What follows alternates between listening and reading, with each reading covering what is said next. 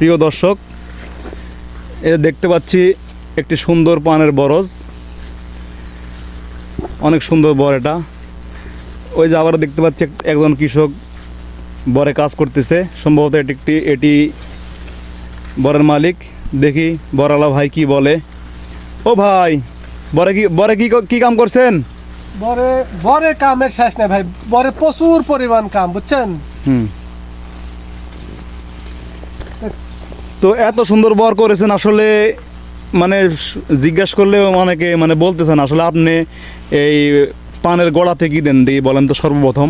কেন বলবো না, আপনার টাকা দিয়ে আপনি ওষুধ দেবেন, আমার কি সমস্যা? প্রথমে আগাতে আসি। প্রথমে আপনার ইউনিটা বীজ দিতে হবে। ইউনিটা বীজ যদি দেন তাহলে পরে আগা ভালো হবে, চিনি পোকা লাগবে না, পান সুন্দর হবে, সোটাং হবে। পান দেখছেন আমার কত মলিন, কি সুন্দর সাইজ। তারপরে যে এত সুন্দর বড় বড় যে পান, যে এগুলো পানে দিয়ে আবার কি বিষ ইউজ করেন পানে দেখি বলেন তো। দিতে হবে আপনার হচ্ছে কার্কোজেব, সালকক্স পাউডার আর পডিফেন নামে এগুলা বিষ যদি আপনি মিশে দেন পান পচবে না। দেখেন আমার আগে গোড়া পান কোনো পচা নেই কোনো রকম। এগুলো ওষুধ যদি আপনি ব্যবহার করেন তাহলে একটা পানও পচবে না, পান ভালো থাকবে, অনেক দিন পর্যন্ত পান ভালো থাকবে। আর তারপরে যে আপনি নিচে গোড়াতে যে দেখতেছি সাদা সাদা ছত্রাকের মতো হয়ে পড়ে আছে, এগুলো কি? এগুলা খোলের সাথে আমরা হাইড্রোকপ পাউডার দিয়েছি।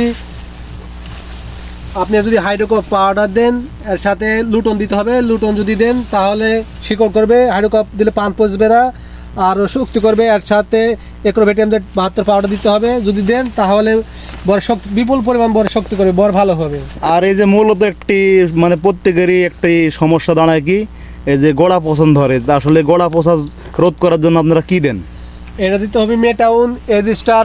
যদি এই দুটা মিক্স করে দেন, এজিস্টার আর মেটাউন যদি মিক্স করে দেন তাহলে গোড়া পচবে না, বর ভালো থাকবে ইনশাল্লাহ। 100 ভিতর 95 পর ভালো থাকবে, বর মরবে না।